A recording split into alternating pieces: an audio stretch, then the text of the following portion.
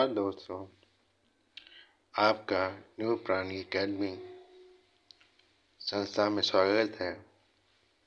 आज हम CBSE board class 12 Hindi आधार, जिसका विषय कोड 302 है, इसके एक मॉडल प्रश्न पत्र के विषय में जानेंगे।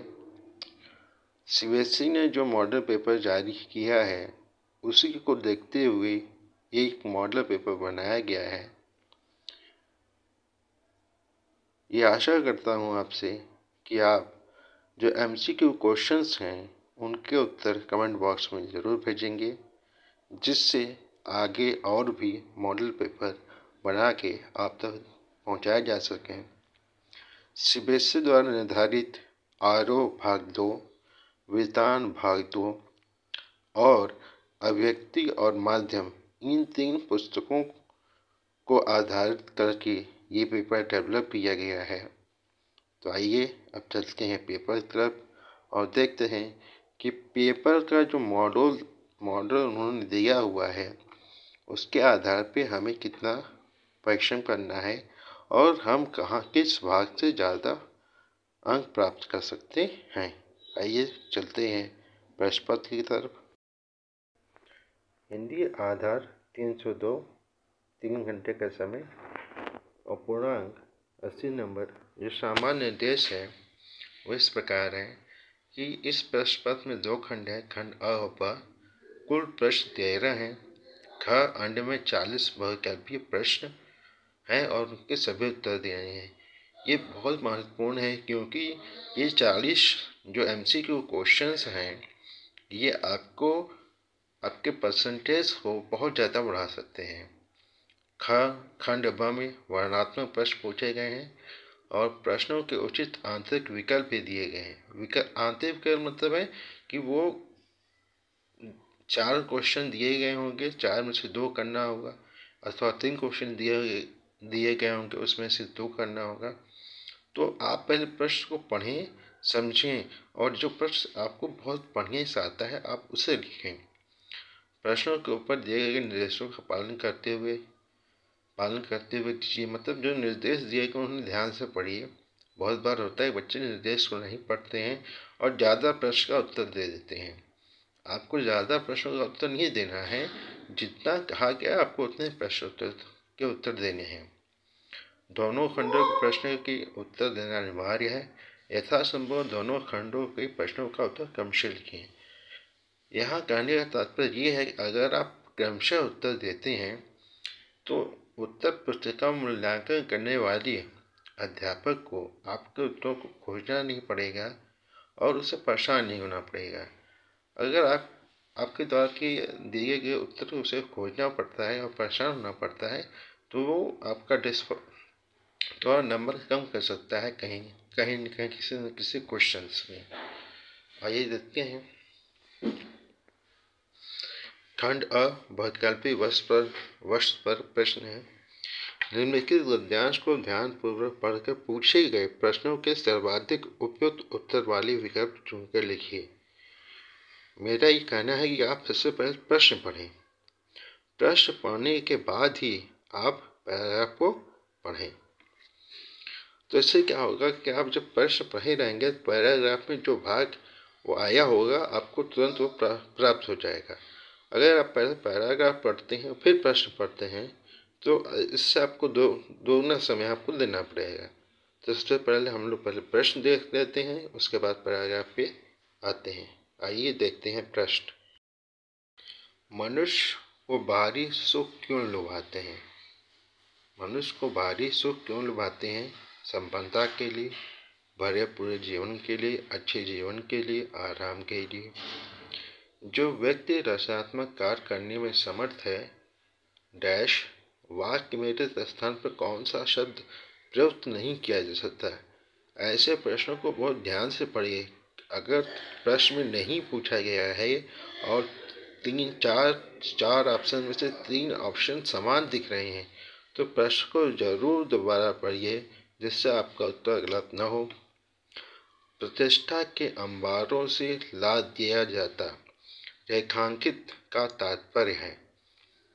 भली भांति निर्वाह कर चुका था। वाक्यांश में क्रिया विशेषण है। क्रिया विशेषण समझिए, ये अनसीन पैसेज है, ये कहीं से भी कुछ पूछ सकता है। ये एक सामान्य सा प्रश्न पत्र बनाया गया है। महत्वाकांक्षा किन शब्दों से मिलकर बना हुआ है? बहुत आसान क्वेश्चन नहीं है ये।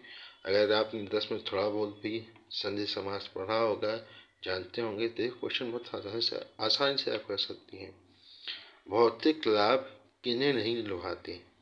भौतिक लाभ किन्हें नहीं लुभाते? पूंजी का रचयिता कार्ल मार्क्स कथन से संकेत मिलता है कि पूंजी का अर्थ है। फिर विचारों की एक विशेषता यह है कि उसमें ये 4 ऑप्शन हैं। इन ऑप्शनों को आप देख रहे हैं, आपको कमेंट बॉक्स में इसके उत्तर भेजने हैं। सुकरात को अपना काम न करने देने की स्थिति कठोर दंड जैसी प्रतीत होती, क्योंकि स्थूल पद का भाव साम्य है। भाव साम्य मतलब स्थूल शब्द का सामान्य अर्थ क्या होगा? भाव साम्य का मतलब इस पद में कौन सा सामान्य अर्थ आएगा। आइए अब पैराग्राफ देखते हैं। स्थूल एवं बाह्य पदार्थ एवं मानसिक पदार्थों एवं भावों की अपेक्षा अधिक महत्व के विषय नहीं है। जो व्यक्ति रचनात्मक कार्य करने में समर्थ है, उसे भौतिक स्थूल लाभ अथवा प्रलोभन न तो लुभाते हैं और न ही प्रोत्साहित करते हैं। विश्व में विचारक 10 में से एक ही व्यक्ति होता है। उसमें भौतिक महत्वाकांक्षाएं अत्यल्प होती हैं। यहाँ भी संधि हुई है, ध्यान दीजिएगा। पूंजी का रचयिता कार्ल मार्क्स जीवन भर निर्धनता से जूझता रहा।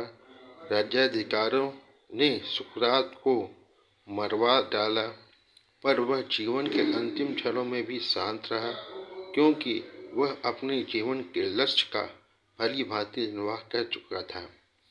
यदि उसे पुरस्कृत किया जाता, प्रतिष्ठा के अंबारों से लाद दिया जाता, परंतु अपना काम न करने दिया जाता, तो निश्चित ही वह अनुभव करता कि उसे कठोर रूप से दंडित किया गया है। ऐसे अनेक अवसर आते हैं जब हमें हमारी सुख सुविधाएं आकर्षित करती हैं। वे अच्छी जीवन के लिए अनिवार्य लगने लगती हैं, किंतु महत्वपूर्ण यह है कि क्या हमने जीवन का उद्देश्य प्राप्त कर लिया? यदि इसका उत्तर हाँ है, तो बाह्य वस्तुओं का अभाव नहीं खलेगा, और यदि नहीं है, तो हमें अपनी को भटकने से बचाना होगा और लक्ष्य की ओर बढ़ना होगा।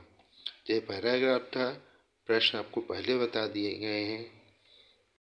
आप पैराग्राफ और प्रश्न देख के समझ गए होंगे कि जो MCQ क्वेश्चंस हैं उनकी गहराई क्या है और उनका सामान्यपन क्या है।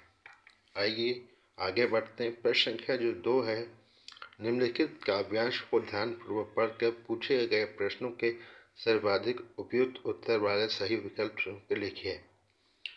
काव्य में काव्य का अर्थ आना बहुत आवश्यक है। जब तक आपने अपनी पुस्तक से काव्यों को सही से नहीं पढ़ा है, सही से उसका अर्थ नहीं जाना है, तो ये जो अनसीन पैसेज हैं, अनसीन पोएम्स हैं, उनका अर्थ निकालना थोड़ा कठिन होगा। फिर भी आशा करता हूँ कि आप काव्य देख रहे हैं। जो प्रश्न आएंगे उनके उत्तर कमेंट बॉक्स में जरूर भेजेंगे। अलग नगर के कोलाहल से, अलग पूरी पूर्जन से, कठिन साधना में उद्योगी लगा हुआ तन मन से, निज समाधि में निरत सदा निज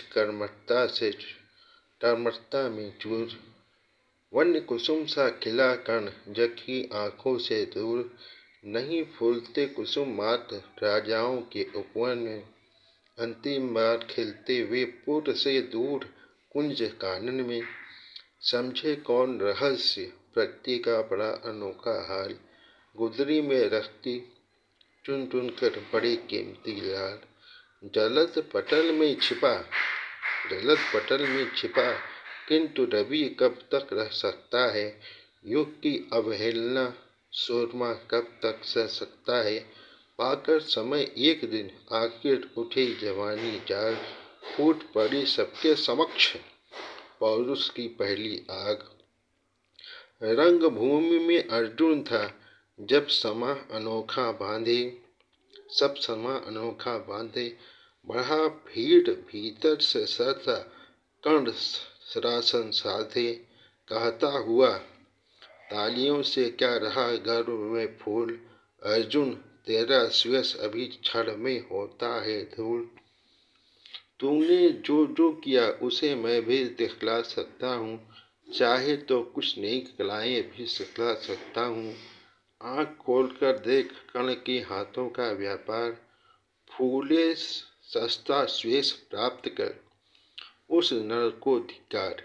अगर आप लास्ट की लाइनों देखेंगे तो ये महाभारत से संबंधित है और कर्ण और अर्जुन के द्वंद्व का यहाँ पर विषय है। तो अगर आपने पकड़ लिया होगा तो इसके पूरे काव्यांश का अर्थ भी आप पकड़ लेंगे कि यहाँ पे क्या बात कही जा रही है। आइए आगे प्रश्नों को देखते हैं। काव्यांश में कठिन साधना में निरत किसे बताया गया है? प्रकृति का रहस्य समझ से परे क्यों होता है? जलद पटल में छिपा किंतु रवि कब तक रह सकता है, पंक्ति का भाव है। पंक्ति का भाव है। कर्ण ने अर्जुन को क्यों ललकारा होगा? कर्ण ने अर्जुन को क्यों ललकारा होगा? कर्ण किस प्रकार के मनुष्य को धिक्कारता है? कर्ण किस प्रकार के मनुष्य को धिक्कारता है? ये 5 क्वेश्चन थे। आइए अब तीसरी पुस्तक पर चलते हैं, अभिव्यक्ति और माध्यम पुस्तक पे। बहुत सी संस्थाओं में इस पुस्तक के विषय में नहीं बताया जाता है, लेकिन ये चैनल आपको यथाचित सूचना दे रहा है कि आपके कोर्स में अभिव्यक्ति और माध्यम नामक तीसरी भी पुस्तक है जिससे प्रश्न पूछे जाते हैं। आइए देखते हैं। न्यूज़ पेज से आप क्या समझते हैं? न्यूज़ पेज से आप क्या समझते हैं? समाचार पत्रों को सामान्य समाचारों से अलग हटकर विशेष क्षेत्रों के बारे में जानकारी क्यों देनी पड़ती है? बीट कवर करने वाले रिपोर्टर्स को पत्रकारिता जगत में किस नाम से बुलाते हैं? संपादकीय पृष्ठ पर प्रकाशित होने वाले संपादकीय लेखन को माना जाता है। फीचर को किस प्रकार का लेखन माना जाता है? अगला क्वेश्चन चलते हैं। अब यहाँ से आपकी किताबों का यानी पठित काव्यांश है उनसे प्रश्न जो हैं आपको ध्यान देना है कि कौन से चैप्टर से क्वेश्चन 2023-24 में काटे हैं। इसे आप जरूर देख लीजिए साइट पे जाकर। पठित काव्यांश को ध्यानपूर्वक पढ़कर पूछे गए प्रश्नों के सही उत्तर वाले विकल्प चुनकर लिखिए। छोटा मेरा खेत चौकोना, कागज का एक पन्ना, कोई अंधड़ कहीं से आया, ठंड का बीज वहाँ बो गया, कल्पना के रसायनों को पिए बीज गल गया निःशेष, शब्द के अंकुर फूटे पल्लो पुष्प से नमित हुआ विशेष। आइए प्रश्न देखते हैं। काव्यांश में प्रयुक्त खेत का अर्थ है। काव्यांश में प्रयुक्त खेत का अर्थ है। कोई अंधड़ कहीं से आया, पंक्ति में प्रयुक्त अंधड़ का अर्थ है। पंक्ति में प्रयुक्त अंधड़ का अर्थ है। बीज का अस्तित्व किसके संसर्ग से गल गया? बीज का अस्तित्व किसके संसर्ग से गल गया?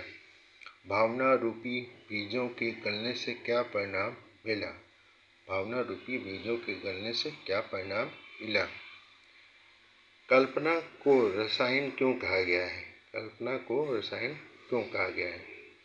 5वां प्रश्न है आपका, पठित गद्यांश को ध्यानपूर्वक पढ़कर पूछे गए प्रश्नों के सर्वाधिक उपयुक्त उत्तर वाले विकल्प चुनिए।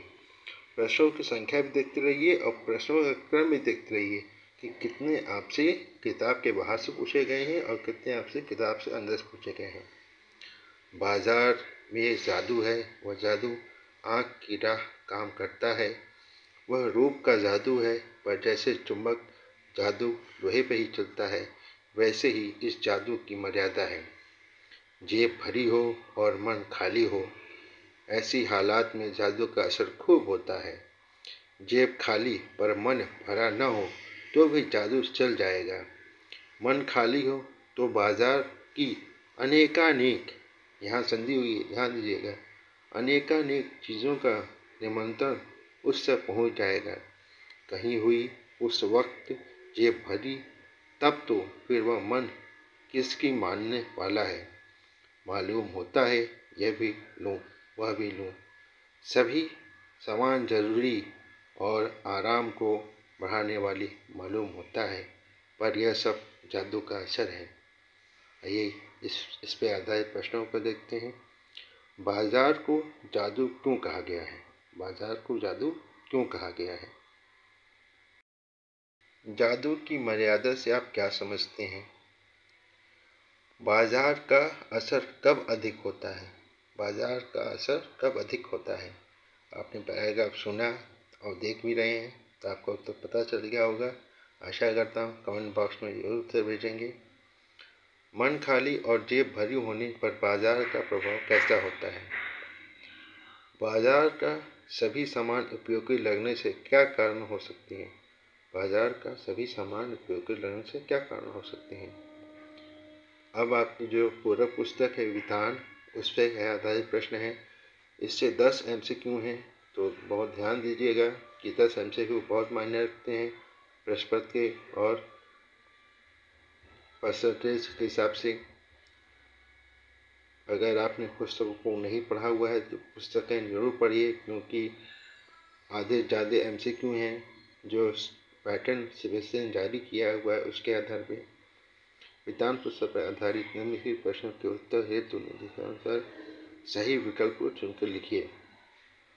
Somehow in prayer, several weddings से लिए इस वाक्यांश में किस प्रकार के भाव की ध्वनि निकलती है? Somehow improper, several weddings से लिए इस वाक्यांश में किस प्रकार के भाव की ध्वनि निकलती है? पिछली बार इस पाठ से जो इसका नायक है उसके बारे में पूछा गया था कि इस पाठ का नायक कौन है, उसका नाम क्या है। सूझ कहानी के नायक के जीवन में संघर्ष की अधिकता क्यों थी? सूझ कहानी के नायक के जीवन में संघर्ष की अधिकता क्यों थी? आप समझ गए होंगे प्रश्नों के जो प्रकार बने हैं या जो सीबीएसई ने पैटर्न जारी किया गया उसके आधार पे हमें लेखक और नायक यानी पाठ के अंदर जो कैरेक्टर्स हैं उनके विषय में भी जानना है। सिंधु सभ्यता के सबसे बड़े शहर का क्या नाम है? सबसे बड़े शहर का नाम क्या है? यशोधर बाबू ने दत्ता की घड़ी को ही सुस्त क्यों ठहराया? राजस्थान के कुलधारा गांव के लोग कैसे थे? माँ ने कहा, अब तू ही बता मैं क्या करूं। इस कथन में माँ के मन का भाव किस प्रकार का है? दत्ताजी राव का यह कथन, मैं पढ़ाऊंगा तुझे, से दत्ता जी की लेखक के प्रति किस प्रकार की भावना प्रकट हुई है? अभी दत्ता जी किस पाठ में आए हैं और लेखक कौन है, ये जब आप किताब पढ़ेंगे ध्यान से तो आपको समझ में आ जाएगा।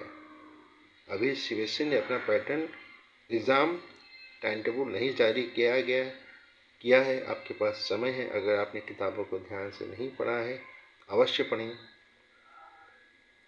महाकुंड की दीवारों की छिनाई करने के लिए किस सामग्री का प्रयोग किया गया था? पहली ही झलक में हमें अपलक कर दिया। अतीत के दबे पांव पाठ से ली गई इस पंक्ति में अपलक कर दिया का अर्थ है, अपलक कर दिया का अर्थ है मोहनजोदड़ो के खास हिस्से के सिरे पर स्थित स्तूप वाले चबूतरे को कहा जाता है। तो ये खंड अ हुआ। आपने देखा खंड अ में सभी MCQ थे। 40 नंबर के MCQ बहुत मायने रखते हैं। अगर आपके 40 नंबर के MCQ सही हो जाते हैं तो आपके परसेंटेज बहुत बनेंगे। ये ध्यान रखिएगा, क्योंकि इसमें उत्तर सही तो अंक पूरे और उत्तर गलत तो अंक पूरे कट जाएंगे। आइए अब खंड ब की तरफ चलते हैं, जो वर्णनात्मक है, जिसमें आपकी लिखावट, भाषा शैली और प्रश्न आपसे क्या पूछ रहा है, आप क्या लिख रहे हैं, उसके आधार पर आपको अंक प्राप्त होते हैं। आइए चलते हैं खंड ब की तरफ। खंड ब वर्णनात्मक प्रश्न। प्रश्न संख्या 7, किन्हीं दो प्रश्नों के उत्तर लगभग 60 शब्दों में दीजिए। ये लगभग कहा गया है, लेकिन आपको अपनी बात या प्रश्न क्या पूछ रहा है उसके आधार पर आपको उत्तर आपको पूरा लिखना होगा। ये ध्यान दीजिएगा, किन्हीं दो प्रश्न को उत्तर देने हैं। तो 3 प्रश्न हैं, 2 प्रश्न को पढ़िए, समझिए, जो 3 में से 2 सबसे अच्छे आपको आते हो उन्हें ही लिखिए। कहानी और नाटक में क्या क्या समानताएं होती हैं, रेडियो नाटक और सिनेमा में क्या भिन्नता होती है, क्या नए और अप्रत्याशित विषयों पर लेखन की कोई तकनीक हो सकती है, इन्हें लिखते समय क्या सावधानियां बरतनी चाहिए। प्रश्न 8 है, दिए गए 4 विषयों में से किसी एक विषय पर लगभग 120 शब्दों में रचनात्मक लेख लिखिए। ध्यान दीजिए कि इस जो प्रश्न संख्या 8 है उसमें देखा गया है कि वर्तमान समय की जो घटनाएं घटती हैं, जो बहुत ही आश्चर्यजनक होती हैं या रचनात्मक होती हैं, उनसे भी कभी कदा प्रश्न पूछ लिए जाते हैं। कुछ उसी हिसाब से बनाया गया है पेपर। देखिए, नदी में अचानक पानी का बढ़ना, त्योहारों पर बाजार की चहल पहल, अंतर्राष्ट्रीय जगत में भारत का बढ़ता कद, G20 सन 2023 में भारत की भूमिका।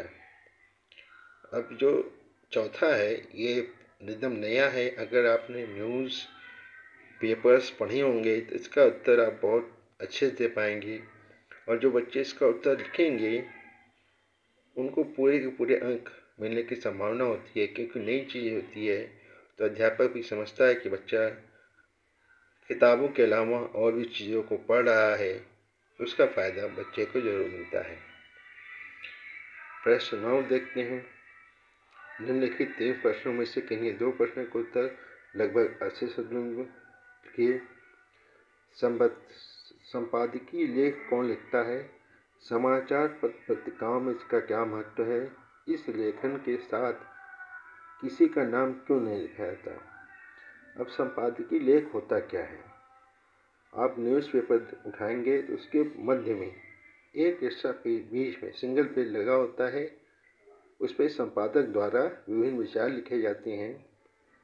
तो आप उस पृष्ठ को पढ़िए और समझने का प्रयास करिए कि आखिर वो उसकी आवश्यकता क्यों होती है। फीचर लेखन और समाचार लेखन की शैलियों पर विचार व्यक्त कीजिए। यानी फिल्म लेखन और समाचार लेखन की जो शैलियाँ होती हैं विभिन्न प्रकार की, उसमें आपको विचार व्यक्त करना, क्या अंतर होता है, क्या समानता होती है। मुद्रित माध्यमों के लिए लिखते समय किन बातों का ध्यान रखना आवश्यक है। मुद्रित माध्यम यानी इसे टाइप किया जाता है, जिसे लिखा जाता है। आइए प्रश्न 10 देखते हैं। काव्यखंड पर आधारित निम्नलिखित 3 प्रश्नों में से किन्हीं 2 प्रश्नों का उत्तर लगभग 60 शब्दों में दीजिए। पर्दे पर वक्त की कीमत है कहकर कवि ने पूरे साक्षात्कार के प्रति अपना नजरिया किस रूप में रखा है। अब अगर आप साक्षात्कार शब्द पकड़ पा रहे हैं तो किताब में आरओ में एक ही ऐसा चैप्टर है जिसमें इस शब्द का प्रयोग संभवतः हुआ है। अब आप कमेंट बॉक्स में बताएंगे कि वो कौन सा चैप्टर है। आइए आगे बढ़ते हैं। कविता के किन उपमानों को देखकर यह कहा जा सकता है कि उषा कविता गांव की सुबह की गतिशील शब्द चित्र है। पेट की आग का समन ईश्वर राम भक्ति का मेघ ही कर सकता है। तुलसी का यह काव्य सत्य क्या इस समय का भी युग सत्य है। तर्कसंगत उत्तर दीजिए। ये ध्यान रखिएगा कि तुलसीदास इसी युग में हुए हैं, तो जो काव्य सत्य है और जो युग सत्य है उसमें आपको तर्क बैठाना, उत्तर देना है। काव्यखंड पर आधारित निम्नलिखित 3 प्रश्नों में से किन्हीं 2 प्रश्नों का उत्तर लगभग 40 शब्दों में लिखिए। छोटे चौकोनी खेत को कागज का पन्ना करने का क्या अर्थ निहित होता है। अगर आपको पेपर पढ़ने का समय मिलता है तो इस इसके पहले MCQ में भी एक जगह ये क्वेश्चन आया हुआ है कि खेत का आशय क्या है। जो पठित काव्य है उसे आप ध्यान देंगे, उसमें आया है खेत का आशय क्या है। तो आपको समझ जाना चाहिए कि हमें प्रश्न पत्र कितना ध्यान से पढ़ना है। हमें बहुत से MCQ के क्वेश्चंस हो सकता है कि प्रश्न पत्र के जो वर्णनात्मक खंड है उसमें प्राप्त हो जाए। शोकग्रस्त माहौल में हनुमान के अवतरण को करुण रस के बीच वीर रस का आविर्भाव क्यों कहा गया है। बादलों के आगमन से प्रकृति में होने वाले किन किन परिवर्तनों को कविता रेखांकित करती है। बादलों के आगमन से प्रकृति में होने वाले किन किन परिवर्तनों को कविता रेखांकित करती है। प्रश्न 12 पर आइए। गद्य खंड पर आधारित निम्नलिखित 3 प्रश्नों में से किन्हीं 2 प्रश्नों का उत्तर लगभग 60 शब्दों में लिखिए। जाति प्रथा को श्रम विभाजन का ही एक रूप न मानने के पीछे आम्बेडकर के क्या तर्क हैं। DAG जी ने सीरीज के माध्यम से कोलाहल व संघर्ष से भरी जीवन स्थितियों में अविचल रहकर जीविशु बने रहने की सीख दी है, स्पष्ट करें। अर्थात जो सीरीज चैप्टर है उसमें उस फूल को जीवित रहने के लिए जो जिन जिन परिस्थितियों का सामना करना पड़ता है आपको उसको यहाँ पे पॉइंट आउट करना पड़ेगा। कहानी के किस किस मोड़ पर लुट्ठन के जीवन में क्या क्या परिवर्तन आए। प्रश्न संख्या 13। गद्य खंड पर आधारित 3 प्रश्नों में से किन्हीं 2 प्रश्नों के उत्तर लगभग 40 शब्दों में लिखिए। लुट्ठन पहलवान ढोल को ही अपना गुरु क्यों मानता है। काले मेघा पानी दे पाठ के आधार पर सिद्ध कीजिए कि जीजी पर गांधी का प्रभाव था। बाजार दरअसल पाठ में आए परचेजिंग पावर से आप क्या समझते हैं, इसका सकारात्मक उपयोग कैसे किया जा सकता है। तो इस तरह से एक मॉडल पेपर तैयार किया गया है। अगर आप कमेंट बॉक्स में MCQ के प्रश्नों के उत्तर भेजते हैं तो उत्साह बढ़ेगा। आगे भी जब तक डेट शीट नहीं आती है 1-2 प्रश्न और भी प्रश्न डालने का प्रयत्न रहेगा। आशा है आपको इस प्रश्न पत्र से बहुत सहयोग मिलेगा और आप अपनी पढ़ाई में और भी विकास कर पाएंगे और अच्छे अंक प्राप्त कर पाएंगे। अगले वीडियो तक के लिए नमस्कार।